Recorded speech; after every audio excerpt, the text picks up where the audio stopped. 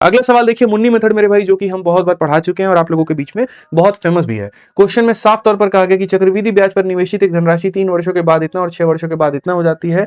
तो चक्रवृद्धि ब्याज की गणना वार्षिक चक्रवृद्धि ब्याज पर की जाती है, तो मेरे भाई धनराशि कितनी होगी। आसान भाषा में अगर हम बताएं तो मेरे पास में कोई एक पैसा था मेरे भाई, और ये पैसा 3 सालों के बाद में कितना, तो ये पैसा 3 सालों के बाद में 13,380 हो गया है।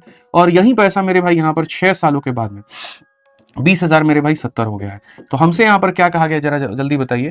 तो कहा गया भैया वो जो मूलधन है यहाँ पर बताइए कि वो मूलधन हमारा कितना होगा, जो अमाउंट है हमारा वो कितना होगा। तो अगर हम देखें तो ये जो गैप है हमारे सामने, ये गैप हमारा कितने का है, तो 3 साल का है। तो अगर हम देखेंगे तो भैया पहले देखो रेशियो देखो यहाँ पे, आप इसको किससे काट सकते हो, तो मेरे भाई यहाँ पर 8 1 9 3 3 6 3 से काट सकते हो। 3 चौके 12 हो जाएगा आपका, फिर उसके बाद 3 चौके 12 और यहाँ पर जो है 3 चौक 18, 3 से मेरे भाई 6 बार में 18 हो गया, और मेरे भाई 3 से 6 बार में, और ये इतनी बार में हो गया।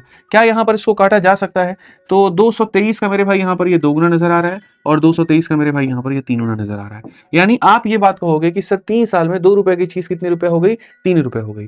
हर 3 साल में 2 रुपए की चीज 3 रुपए हो गई, यानी अपने आप की डाउट गुना। तो यहाँ पर भी सर ये जो पैसा है ना, अगर यहाँ पर ये 2 रुपए था, अगर ये पैसा कितने रुपए था, 2 रुपए था, तो सर ये कितना हो गया, तो 3 रुपए हो गया। यानी ये पैसा कितना, देखो 2 का 3 बन रहा है, तो यहाँ भी 2 का 3 बना होगा, यानी ये कितने का मान है, 3 का। यहाँ पर ये जो मान है मेरे भाई, यहाँ पर ये कितने का मान है, तो 3 का मान है। और हमें बताना कितने का है, तो हमें सर बताना है 2 का। बहुत आसान सी बात है, यहाँ पे 9 और यहाँ पर 8,920। कौन सा ऑप्शन है, तो जो सी है वो हमारा बिल्कुल सही उत्तर है।